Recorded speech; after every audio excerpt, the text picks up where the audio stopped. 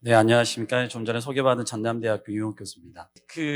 제가 오늘 4개 발표가 있는 걸로 이제 저는 알고 있고요. 나머지 3개 발표는 사실 이제 환경의 수질이라든가 환경 관련된 자료입니다.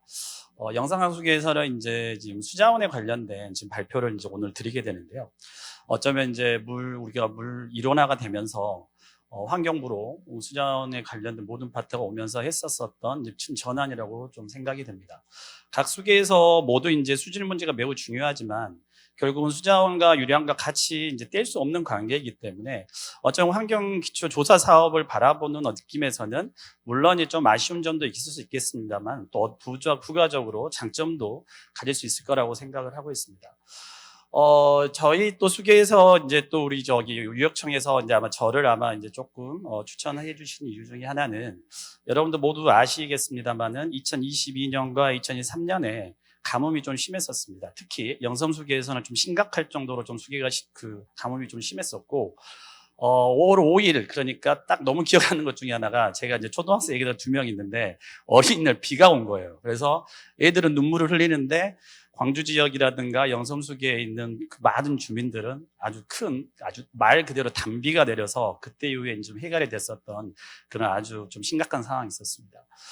그해 이제 이 조사 사업이 갑자기 발주가 좀 됐는데 급하게 좀 발주가 나왔었죠. 왜냐하면 너무너무 심각했던 상황입니다. 그래서 그해 있었었던 극한 가뭄을 대비하기 위한 이제 우리 정책적으로 활용할 수 있는 부분에 있어서 수자원 시설의 운영적 방안 연구를 1년 동안 수행을 했었었는데요.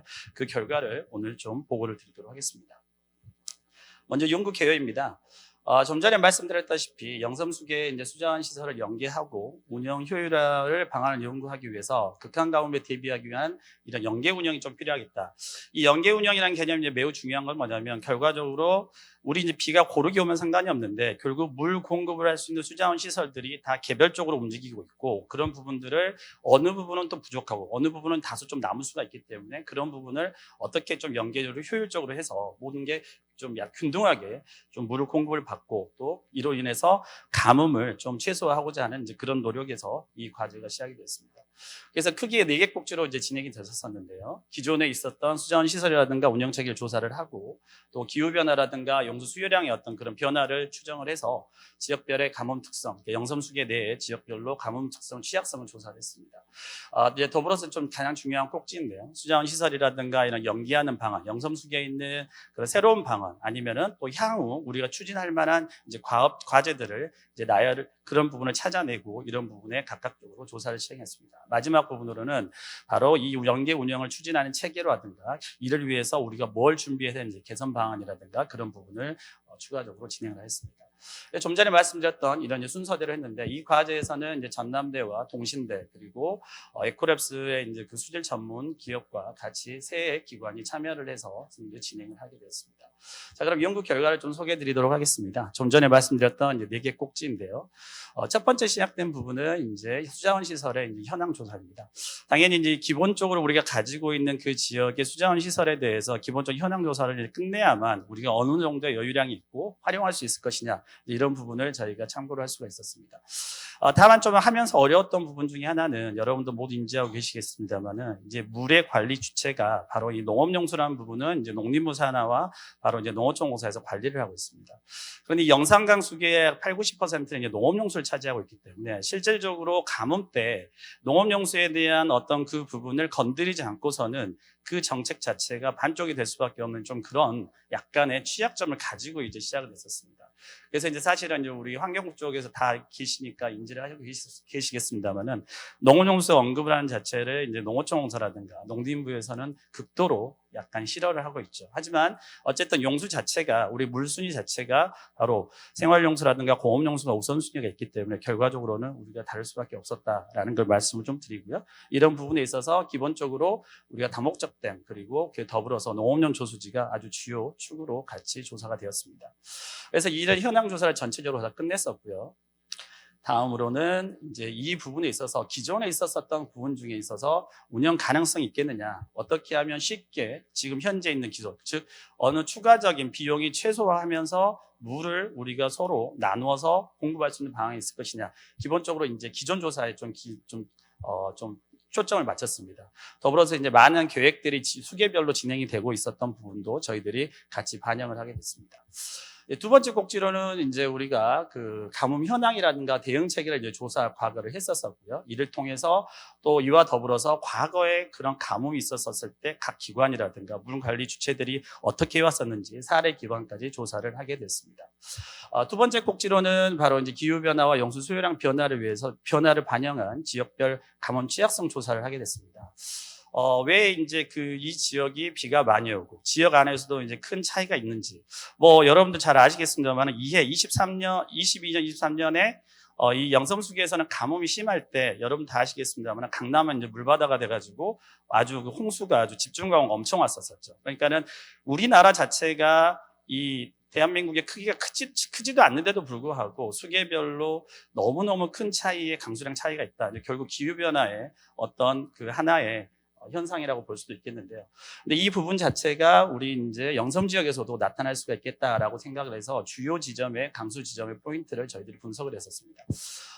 대략적으로 그 외에는 다 전체적으로 좀 가물었기 때문에 영섬수기의 그 수자원은 좀 되게 좀 부족한 편이었었습니다. 하지만 저희들이 패턴 분석을 하면서 되게 재밌는 현상을 발견했는데요. 이거 보시게 되면 지금 7월, 8월은 우리가 흔히 말하는 홍수기, 비가 가장 많이 오는 시점입니다. 이제 참고로 이 왼쪽에 있는 축이요, 바로 강우량이 월별 강우량인데 그 절대축입니다. 그러니까는 저희가 그 수치에 따라서 변동된 게 아닙니다. 이게 무슨 말이냐면 전체적으로 해서 우리가 갈수기라고 있는 부분은 강우량이 되게 떨어지죠. 그래서 전체적으로 비가 많이 온 부분은 7, 8, 9월, 즉 우리 홍수기에 집중되어 있습니다. 다만 과거 우리가 지금 30년의 어떤 자료를 봤었을 때 보시게 되면 어떻게 되어 있나요? 7월, 8월에도요 거의 1, 2월에 준하는 강우량이 있었던 월이 많이 있었다라는 거죠. 그래서 과거에 우리가 상당히 가뭄이라는 게 결과적으로는 좀 많이 있었다라는 부분인데, 또 하나 포인트는 즉 과거에서 최근으로 올수록 그 편차가 갈수록 이제 심해졌다라는 거죠.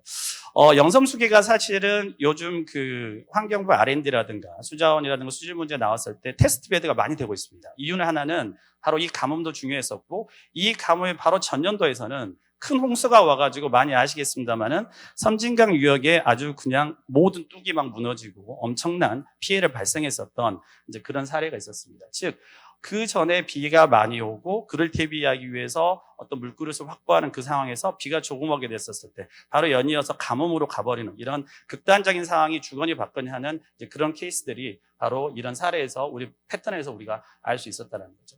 그래서 이제 이런 부분이 각각 유역별로 다 동일한 문제가 있더라. 그래서 단기 가뭄이든 장기 가뭄이든 이런 현상들이 계속 나타났는데, 재밌는 거는 이번 가뭄이 조사 결과 과거에 봤을 때 최악의 가뭄은 아니었더라. 근데 다만 우리가 이제 선진국으로 가면서 물의 수요가 더 많아지고 물이 조금이라도 부족했을 때 그 위기의식을 느끼기 때문에 서로 참지를 못하고 이제 그런 의견들이 돌출되지도 않았는가. 하지만 이 중요한 거는 국민들이 가지고 있는 그 생각과 그런 감이라는 부분은 저희들이 매우 중요한 부분이기 때문에 향후 큰 우리가 의미를 부여한다고 볼 수가 있겠습니다.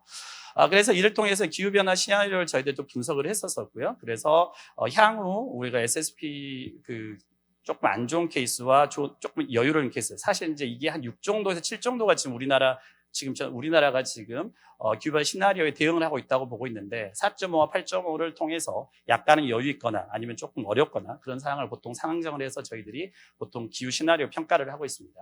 근데 이럴 때 있어서 전체적으로 강우량이 좀 늘어나는 추세를 보이고 있습니다. 다만 문제는 뭐냐면 이 예측 부분이 예를 들어 관측 부분을 보게 되면 극단적인 케이스들을 잡아내지 못한다는 거죠. 그러니까 결국 우리가 기후변화의 시나리오를 가져가고 있음에도 불구하고 이 시나리오가 전체적인 추세는 보여줄 수 있으나 우리에게 어쩌면 크게 영향을 주고 있는 극단적인 이벤트는 잡아내지 못하고 있다. 이게 상징하는 바가 매우 크다라고 볼 수가 있겠습니다. 이런 부분은 이제 저희들이 계속 분석을 해서 이제 이번 과제를 통해서 이 수계에 맞는 결과를 제시할 수 있었습니다. 이를 통해서 이제 세 번째로 이제 가장 중요한 꼭지인데요. 자, 그래서 어떻게 할 것이냐, 어떻게 방법이 있느냐라는 어떤 그런 부분이 매우 중요하기 때문에 세 번째 꼭지에서 수자원 시설의 연계 운영 방안을 마련을 했습니다. 그래서 이제 기존 시설을 이용한 부분을 8가지 정도, 그리고 신규 시설을 이용하는 부분을 10가지 정도 제안을 했습니다. 물론 이제 여기에 들어있는 제 과제라 이 방안 부분은 기존에 있었던 방안이 많이 있습니다. 그런데 기존에 있는 방안들이 체계적이지 못하고 이런 방안이 있겠지. 그리고 땜방식의 어떤 부분이 많았기 때문에 이번에 이 어려웠었던 감흥을 통해서 향후는 이런 부분을 좀 체계화 좀 시키는 게 좋겠다라는 부분이 이 과업의 매우 중요한 이제 꼭지였다는 거죠. 그래서 이런 부분을 이제 기존 시설에서 장흥댐이라고 이제 제가 갑자기 우리 삼진강 쪽에 있었던 우리 사실 영산강 수계는 아닙니다만은 장흥댐이 바로 이제 너머로 가게 되면 바로 이제 섬진강 수계라든가 영산강으로 올 수가 있기 때문에 장흥댐에 있던 그런 유량을 좀 활용할 수 있지 않겠느냐. 재밌는 거는 이 장흥에 이제 물축제가 있습니다. 사실 물축제라는 걸 바라보면서 뜨끔뜨끔 하거든요. 왜냐하면 물이 얼마나 귀한데 축제를 하면서 요즘 젊은 친구들이 가게 되면 워터밤쇼라든가 이렇게 하잖아요. 근데 그런 것처럼 물이 아까운데 그 물을 축제를 하면서 얼마나 또 뿌릴 것이냐. 사실은 물 전문가로서는 약간 조금 뜨끔뜨끔 하거든요. 근데 또 그 지역 분들한테 보게 되면 야, 우리 지역에서 확보하는 물을 여유가 있어서 쓴다는데 무슨 문제지? 라고 이제 바라보신다라는 거죠. 이게 수계별로도 이 안에서도 작은 유역별로도 큰 차이가 있다라는 것을 좀 말씀드리고 싶습니다. 더불어서 이제 섬진강 수계의 지류이기는 합니다만은 가해 상류에 속하는 보성강댐의 보성강댐의 상류에 있는 보성강댐과 주암댐을 이제 연계하는 방안. 참고로 이제 주암댐이라는 부분이 이 영섬수계 젖줄과 똑같습니다. 전체적인 섬진강 수계도 물 공급을 하고 있고요. 유역 교차를 통해서 바로 영산강 쪽에 대부분의 농업용수가 전부이기 때문에 대부분의 물을 주암댐에서 절반 정도를 가장 큰 도시인 광주에 공급을 하고 있습니다. 그런데 그 상류에 있는 이 보성강댐은 발전용 댐입니다. 바로 이제 한수원에서 관리를 하고 있다는 거죠. 그래서 한수원에서 관리를 하고 있기 때문에 이 보성강댐으로 뿌려주면 되는데 그 양이 너무 미미하다. 그래서 그런 부분을 연계할 수 있는 방안은 이제 또 찾겠다. 세 번째 방안은 이제 평림 수양제 장송호인데 참고로 수양제와 장송호는 농업용 저수지입니다. 그래서 여기에 있는 물을 각 근처에 있는 평림댐이란 유일한 영산강 수계에 있는 유일한 다목적 댐으로 용수댐으로 이제 공급하는 방안을 여기서 고려를 한 부분이고요. 사실 이 부분은 성공 사례로 이제 치어지고 있습니다. 그런데 이제 농어촌공사분들은 조금 이제 조심해야죠. 이거를 이제 너무 홍보를 하게 되면 계속 이 물을 줘야 되는 게 아니냐라는 약간 두 가지 생각을 가지고 계신다는 거죠. 그래서 약간 좀 이런 부분이 있었습니다. 또 다음은 도서 지역에 자체 공급하는 방안을 좀 상세화시켰고요. 좀 공격적인 생각입니다만 댐과 저수지 하천을 연계해서 용수 비축을 하겠다. 사실 조금 이제 하천의 물을 이제 끌어다 가게 되면 하천 유지용수가 이제 줄어드는 좀 문제가 있습니다. 하지만 결국은 하천 유지용수가 좀 초과하게 된다면 그 물은 결과적으로 바다로 흘러가게 되는 거니까 그런 물들을 좀 저장을 하자라는 안으로 보시면 좋을 것 같고요. 여섯 번째 방안은 아까 말씀드렸던 지금 영산강에 농업용수가 주가 되고 있다. 그러면은 바로 영산강 하천물을 가져다 쓰면 어떻느냐라는 이제 그런 생공용수 공급 방안입니다. 사실은 이제 하천 유지용수로 이제 쓰려고 했었던 광주시의 어떤 계획이 있었었는데 그 관로를 활용을 해서 했고요. 아까 제가 가뭄 해결되던 시점을 말씀을 드렸는데 그 바로 전에 공급된 사례가 아주 미약하나마 이제 있었습니다. 그래서 이런 부분을 좀 상세화시켰습니다. 아주 이제 그 지역의 또 현안 중에 하나인 섬진강댐 용수 배분인데요. 섬진강댐은 섬진강의 수계에 거의 시작되는 부분인데 이 물의 한 70%가 재밌게도 섬진강으로 오지 않고 바로 이제 금강수계에 해당되는 동진강 쪽으로 이제 농업용수로 흘러게 됩니다. 물론 이제 이게 일제시대 때 옥정호라는 섬진강댐이 옥정호라는 곳인데요. 거기에 물을 원래 그렇게 했기 때문에 기득수리권으로 이제 그쪽으로 뿌려지고 있습니다. 그런데 이 부분에 좀 가뭄이 들었었을 때 섬진강 쪽으로 활용할 수 있지 않겠느냐. 사실 이제 매우 이제 여러 기관들이 다원화가 되어 있는 이 관리가 국가도 되어 있고요. 수공도 되어 있고 농공, 한수공. 그러니까 이 환경부와 산업부 그리고 이게 모두 다 들어 있습니다. 이게 상당히 배분 문제가 현안 중에 하나죠. 근데 홍수통제소 쪽에서 이 많은 노력을 해주셔서 이제 그런 부분을 저희들이 담았습니다. 좀 전에 말씀드렸던 생공용수 보급 1차적으로 했었던 영산강 수계의 영산강을 하수 처리수로 이용하는 방안입니다. 다음으로는 이제 신규 시설을 이제 기반을 방안한 게 10가지 정도 제안을 했는데요. 다 아시겠습니다. 상수도 노후화 개선. 이 상수도 노후화 개선이 광주시도 매우 심각합니다. 재밌는 사건이 하나 벌어졌던 게 물이 지금 말라서 난리가 터지고 있고 맨날 지금 광주 시민들한테 문자가 왔었거든요. 지금 동복댐, 주암댐이 얼마가 남아있다, 물 아껴 써야 된다라고 했는데 광주시의 그 상수도가 파열이 돼버렸어요. 그래가지고 그 귀한 물이 한 반나절 정도 흘렀던 물을 시민도 다 받고, 그러니까는 광주시 그 공무원들 분께서 너무 고생을 하셨죠. 자기들 잘못이 아니거든요. 근데 이제 노후가 되는 부분이었는데 재밌게도 그 사건이 또 그때 터진 거죠. 그래서 이런 부분이 좀 더 힘을 받아서 이 노후화 개선이 필요하겠다. 다만 이 상수 노후화 개선은 큰 이 비용이 들어가는데 이 비용을 국가 지원 없이 과연 할 수 있겠느냐. 근데 만약 어쨌든 우리가 유수율을 높이기 위한 어떤 그런 부분에 있어서 매우 중요한 부분이 되겠다라고 제시를 했었고요. 그런 걸 좀 상세화해서 제시를 했습니다. 다음으로는 하천 그 상하류 간헐적 이제 순환이라는 안입니다. 이제 이거는 간단하게 말하자면 루프를 계속 돌리는 겁니다. 하천 아래에 있어서 상류로 보내고 또 그 상류에 있었던 물이 오면서 좀 오염되는 부분은 옆에 조류지 같은 걸 활용을 해서 하자. 결과적으로는 아까 말씀드렸습니다마는 우리 영산강 수계 부분은 농업용수가 너무 많습니다. 그러니까 결과적으로 물관리기본법에서 제시하고 있는 유역 자유라 그 자리파를 우리가 사실 물관리법에 대표적으로 제시를 하고 있거든요. 거기서 가장 위반된 수기가 바로 영섬수기입니다. 근데 거기에 기반은 어쩔 수가 없는 게 영산강에 있는 모든 물들은, 영산수기에 있는 물들은 농업용수 댐이 거의 전부거든요. 아까 말씀드린 평택댐을 제외한. 그러다 보니까 평택댐마저도 그렇게 큰 댐이 절대 아닙니다. 그러다 보니까 어쨌든 그 안에서 노력은 결국 영산강을 어떻게든 활용을 해서 그 용수 부분을 좀 우리가 좀 채워가야 되지 않겠느냐라는 안으로 간헐적 순환 부분을 제시를 했고요. 또 하천수, 저수지, 수도 연계, 그러니까 저수지란 말은 이제 농업용 댐을 의미하는 경우가 많죠. 그래서 결과적으로 농업용 댐들을 좀 활용을 해서 결국 생동용수를 좀 보존을 하자라는 개념을 좀 상세화시켰고, 그 외에 다른, 그러니까 아예 우리가 또 새로운 수원지를 개발할 수 없을 것이냐라는 부분으로 이제 제시한 부분입니다. 그래서 이제 이런 부분으로서 광주 안에 이제 제2수원지와 제4수원지가 사실은 예전에 물을 했었던 수원지였었는데 지금은 이제 거의 이제 폐기로 가가지고 쓰지는 않고 있는데, 굳이 이제 물을 안 모으더라도 이런 물들을 저희들이 좀 더 받을 수 있는 공간을 마련할 수 있지 않겠느냐라는 부분입니다. 다음으로 이제 온배수 해수 담수화입니다. 온배수 해수 담수화는 사실 이제 요즘 많이 언급이 되고 있고 가능성이 많이 있다라고 보고 있고, 가능성은 있었죠. 근데 다만 효율적이냐 비효율적이냐, 우리가 드리는 대비 어떤 그 물값이 너무 비싸다라는 게 언제나 이제 난제 중에 하나였었는데, 이제 물이 이제 매우 중요하게 이제 되고 계속 이제 이런 극한 가뭄이라든가 홍수 부분이 되게 심해진 상황에서 가뭄이 만약에 또 도래를 하게 된다면 어떨 것이냐. 더불어서 이제 그 영섬 지역에서 공업단지가 아주 큰 공업단지가 있습니다. 여러분 다 아시겠지만 여수하고 광양반권에 큰 공업단지가 있는데, 참고로 이제 법령으로 공업용수는 무조건 공급을 하게 돼 있습니다. 그래서 이 공업용수 어떻게든 지원을 해야 되는데, 이 이제 물의 어떤 그런 관리자들에 따라서 이제 이 생각을 너희들 알아서 해라라는 식으로 이제 던지고 있기 때문에 매우 어려운 부분 중에 하나라는 거죠. 그래서 바로 이제 광양만권에 이 온배수 담수화를 하면 어떻겠느냐. 그냥 해수 담수화가 아니라 나오는 먼저 우리가 공업용수로 쓰이는 냉각수로 하게 되면 일단 온도가 좀 올라가기 때문에, 온도가 올라가게 되면 우리가 발전 단가를, 생산 단가를 좀 낮출 수가 있기 때문에 이런 부분을 하자. 다음으로는 이제 서남부 기수 담수화입니다. 그래서 우리 해수 담수화의 이제 전문가들한테 물어봤더니 한마디로 이제 짠물에 이제 그 염도가 낮은 거죠. 그러면 기수 담수화를 활용하는 방법이 있지 않을까. 참고로 그 영산강 수계 그 하구에는 다 하구원이 있습니다. 그래서 세 개의 큰 하구댐을 가지고 있는데 각각의 세 개의 호로 남아져 있는 물들을 아주 염분이 아니기 때문에 이 부분을 기수 담수화, 즉 해수 담수화가 아닌 기수를 담수를 하기 쉽게 된다면 발전 단가가 좀 낮아질 것이다. 더불어서 거기 있는 물을 사실 사용을 하지 못하고 있거든요. 그래서 영산강 하구에 있는 물들은 영암호 정도나 좀 활용을 하고 있지, 염도가 그래도 어느 정도 있기 때문에 농업용수마저도 쓰는 게 상당히 어렵습니다. 이제 지하수 정도나 좀 쓰고 있는데 이런 부분을 활용할 수 있지 않겠느냐라는 부분으로 제안을 했습니다.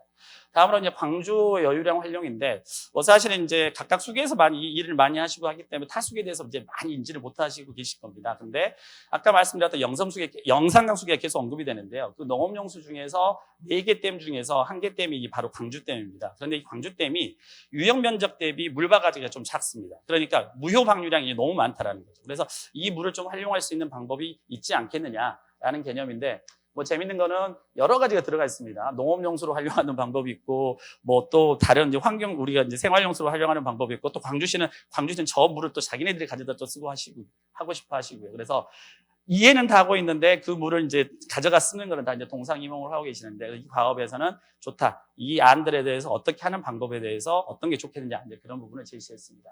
마지막 부분은 사실은 이제 주암댐에서 아주 실제적으로 들어가기 직전의 방법이었는데요. 댐 사수량을 이제 활용하는 거. 사실 이제 사수량은 이제 워낙 이제 바닥에 있는 물이기 때문에 물도 지저분하고 상당히 오염도가 높습니다만은 물이 없는데 어떻게 하죠? 갖다 써야죠. 이제 다만 그러기 위해서는 고도 이제 정수 시설이 이제 필요한 이제 문제가 있었었는데 하지만 물이 워낙 없었기 때문에 여기까지 거의 이제 준비를 했는데 이 부분을 좀 더 체계화시켜서 확실하게 좀 제시를 할 수 있겠다라는 부분으로 이번에 제시를 했습니다. 그래서 이제 이렇게 제시한 안들을 우리가 영섬수계를 기준으로 가뭄상 단계별로 어떻게 대처를 운영 방안을 하자라는 걸 이제 다음 꼭지에 제시를 했는데요.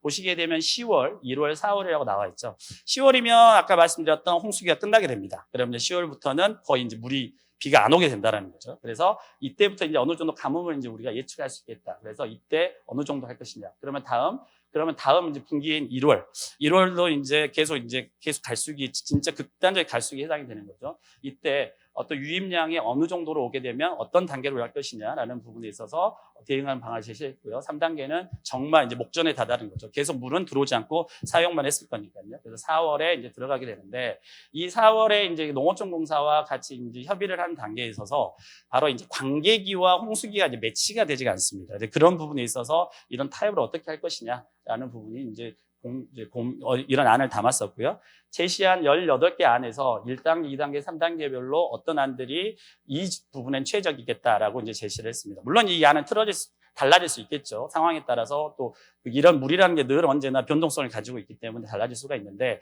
다만 이 안들의 자체에 대해서 이런 고민으로 제시했다는 부분에 또 향후 이제 어떤 상황에 따라서 제시를 할 수가 있겠죠. 그래서 이 부분을 이제 개략적인 사업비, 이게 완전한 사업비는 아닙니다만 대략적인 사업비를 제시를 하고 또 실제적인 거버넌스적인 부분이 어떻게 이제 문제가 있겠느냐. 여러분들 잘 아시겠습니다. 물 문제 중에서 요즘은 가장 큰 이슈가 바로 이제 거버넌스죠. 관계 어떤 이해자들 동사 그리고 국민들 사용하고 있는 바로 이제 주민들의 이런 어떤 내용들이 매우 중요하기 때문에 실제적인 어떤 효율적임에도 불구하고 거버넌스로부터 어떤 문제로부터 좌초되는 그런 안들이 많습니다. 그래서 이런 부분을 이제 그 순위를 제시를 했습니다. 마지막으로는 이제 이런 안들을 이제 추진 체계가 어떻게 될 것이고 법 제도라는 부분에서 어떤 부분이 개정이 되고 마지막으로는 이 안들은 그렇다면 영섬수계에 있는 지역에서는 어느 지역에 좀 더 부합이 적합할 것이냐. 그래서 지역별로 문제가 터졌었을 때 이런 안을 우선적으로 고려를 할 수 있겠다라는 부분으로 저희들이 영섬수계에 있는 지역으로 부분을 하였습니다. 네, 지금까지 이제 그 연구 결과를 말씀을 드렸고요. 결론으로 말씀을 드리도록 하겠습니다.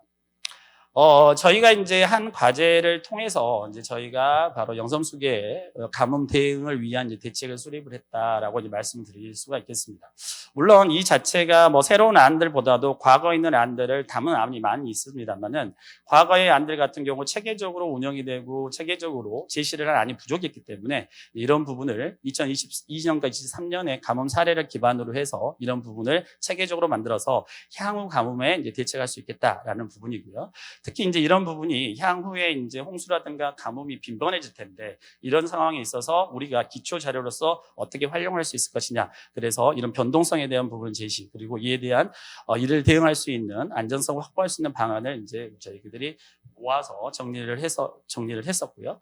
마지막으로 이제 아까 소두에 말씀드렸습니다만은 환경 기초조사 사업이 매우 이제 중요한 이제 수질에 대한 관리도 있겠습니다만은 어쨌든 그 유역에 바로 이수와 치수 대책을 수립하는데 아주 중요한 기여를 하고 있다라는 부분을 제시할 수 있겠습니다. 아까도 말씀드렸습니다만은 지금 현재 환경부에서 여러 가지 R&D가 홍수라든가 가뭄에 대한 부분이 실제적으로 많이 연구가 되고 있습니다. 다만 그 연구들이 그 지역에 우리가 이제 수계별로 다 특성이 다른데 그 수계 특성에 맞는 그 안들이 부합할 수 있을 것이냐. 물론 이제 R&D를 하고 계시는 여러 그 연구자들 분들에서 많은 고민을 하고 계시고 요즘은 이제 상용화라든가 실용화의 부분이 매우 중요한 부분이 있습니다. 하지만 이 환기조 사업에서 다룰 수 있는 그 독특한 그 특유의 그 수계에 가지고 있는 특성 조사를 할 수 있는 부분은 R&D에서는 사실 접근하기 좀 어려운 부분을 부분적으로 상당히 잘 대처를 해주고 있다라고 저희들이 이번 과업을 하면서 느낄 수가 있었습니다. 그리고 이제 이런 부분에 대해서 이제 과업에 대한 어떤 결과론 부분을 했다면요. 이런 결과들이 결과론적으로는 연구자들만 공유하는 게 아니라 이런 부분을 통해서 공급자라든가 수요자, 이 모든 부분 사람들에게 이제 환기를 시켜줄 수 있는, 그래서 협력을 할 수 있는 이제 이런 부분의 자료를 활용할 수 있겠다. 마지막으로는 수자원 확대를 위해서 우리가 어떤 지원이 필요하고 어떤 노력이 필요할 수 있느냐를 그 전에는 그냥 단편적이고 약간 일시적이었었다면 이런 안들을 모아놔서 좀 더 체계적이고 근원적인 대책이 필요하다라는 아주 중요한 이제 자료로 활용하고자 했습니다.